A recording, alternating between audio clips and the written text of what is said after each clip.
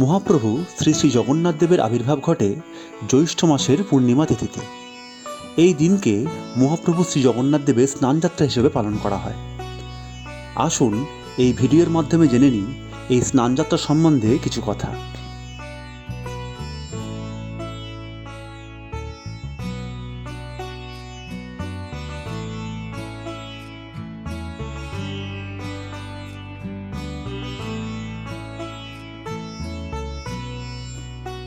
রাজা ইন্দ্রদম্ন জগন্নাথ দেবের কাছে আকুতি রেখেছেন তার প্রতিষ্ঠিত মন্দির থেকে যেন দেবতা কখনো চলে না যান। ব্রহ্মা পুরুষ সূক্ত মন্ত্রে নারায়ণকে, দ্বিষড় অক্ষর মন্ত্রে বলভদ্রকে, সূক্ত মন্ত্রে সুভদ্রাকে এবং দ্বাদশাক্ষর মন্ত্রে সুদর্শন চক্রকে পূজার পর রাজার প্রতি দেবতার অনুগ্রহ প্রকাশের নিবেদন জানালেন। দারুমূর্তির শ্রী জগন্নাথ সহাস্য রাজা ইন্দ্রদম্নকে বললেন তার ভক্তি ও নিষ্কাম কর্মে তিনি সন্তুষ্ট হয়েছেন। জগন্নাথদেব রাজাকে বরদান করলেন, আমার প্রতি তোমার ভক্তি অবিচল থাকুক। কোটি কোটি রত্ন উৎসর্গ করে তুমি আমার মন্দির নির্মাণ করেছ।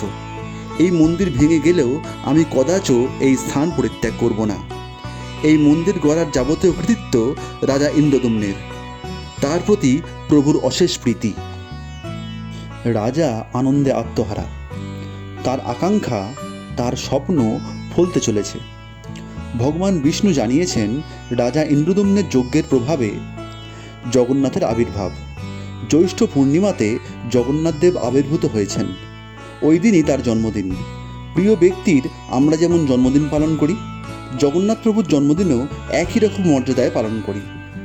স্নান পূর্ণিমার এই মহাস্নানে বলভদ্র হয়ে ওঠেন আরও শুভ্র, সুভদ্রা হলুদতর, আর জগন্নাথ দেব ঘোর কৃষ্ণবর্ণ। দেবস্নানকালে শ্রী জগন্নাথ কোটি জন্মার্জিত পাপরাশি বিনাশ করেন। যারা এই মহাস্নানযাত্রা দেখেন তাদের সকল তীর্থে স্নান, সমস্ত রকম যজ্ঞানুষ্ঠানের আয়োজন এবং মহাদানের ফল লাভ হয়। জগন্নাথ দেবের স্নানযাত্রার সময় পুরীতে অঝোর ধারায় বৃষ্টি নামে। জগন্নাথ দেবী যেন বর্ষার আবাহক। প্রকৃতিও সেই স্নানে সামিল হন। শ্রী জগন্নাথ দেবের শুভ জন্মদিনটিতে অর্থাৎ জ্যৈষ্ঠ পূর্ণিমার অখিল জগৎ পূজনীয় শ্রী জগন্নাথের অভিষেক হয়। তাই জগন্নাথ দেবের পূর্ণ স্নানযাত্রা উৎসবকে অনেকে জলাদিবাস বা জলাভিষেক নামে অভিহিত করেছেন। চতুর্দশীর রাতে যখন জগন্নাথ, বলরাম, সুভদ্রার দারুমূর্তি স্নানমঞ্চে নিয়ে যাওয়া হয়, স্বর্গে তখন শঙ্খ বেজে ওঠে। দেবতাদের জয়ধ্বনিতে জয় জগন্নাথ উচ্ছ্বাসে চারিদিকে আন্দোলিত হয়। শ্রী জগন্নাথ ব্রহ্মস্বরূপ। তাকে স্নানমঞ্চে স্থাপন করার পর তার মুখমণ্ডল ব্যতীত সর্বাঙ্গ আচ্ছাদিত থাকে। পূজা পাঠ হয়, মঙ্গল আরতি নিবেদিত হয়, ভগবান ত্রয়ীর অভিষেক ঘটে। পুরীতে শ্রী জগন্নাথের স্নানযাত্রা দর্শনে জীবগণ ভবসাগরে নিমগ্ন হয় না। সঞ্চিত পাপ ভগবান বিষ্ণু এক স্নানযাত্রার দর্শনেই দূরীভূত হয়।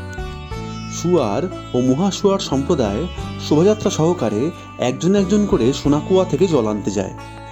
মোট 108 কলসি জল লাগে স্নানযাত্রা অনুষ্ঠানে। জগন্নাথ 35 কলস জলে স্নান করেন।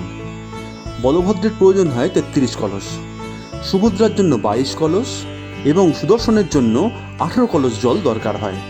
এটাই রীতি, আবহমান কাল ধরে এটাই চলে আসছে। মানুষ যদি অনেকক্ষণ ধরে জলে ডুবে থাকে তাহলে তার শরীর খারাপ হওয়ার আশঙ্কা থাকে। জগন্নাথ দেবের সঙ্গে মানব জীবনের এখানেও বড় মিল। স্নানযাত্রার পর জগন্নাথ দেবের জ্বর আসে। নিরোধন গৃহ বা আঁতুর ঘরে স্নানযাত্রার পরেই জগন্নাথ, বলরাম, সুভদ্রা ও সুদর্শন আশ্রয় নেন। পাঁচন ওষুধ খেয়ে তারা ধীরে ধীরে সুস্থ হয়ে ওঠেন। সুস্থ হতে 15 দিন লাগে। এই সময়টায় প্রকৃতপক্ষে দেবতাদের দারু অঙ্গে রঙের প্রলেপ পড়ে। এই অবসরকালীন সময়কে অনবসরকাল বলে।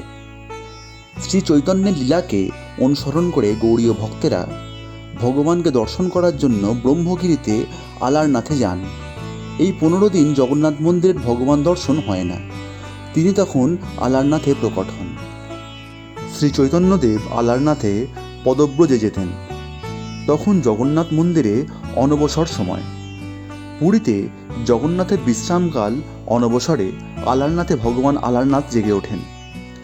পুরীতে স্নানযাত্রার পর 15 দিন জগন্নাথকে দেখতে না পেয়ে মহাপ্রভু রাধাভাবে ভাবিত হয়ে আলারনাথে এসে শ্রীকৃষ্ণকে চোখে দেখার জন্য আকুল হয়ে থাকতেন। শ্রী শ্রী চৈতন্য চরিতামৃতে কৃষ্ণদাস কবিরাজ লিখেছেন, আলারনাথে যাইয়া আমি নিশ্চিন্ত রহিব, বিষয়ের ভালো মন্দ বার্তা না শুনিব। আমার এই উপস্থাপনাটি কেমন লাগলো তা অবশ্যই কমেন্টসে জানাবেন।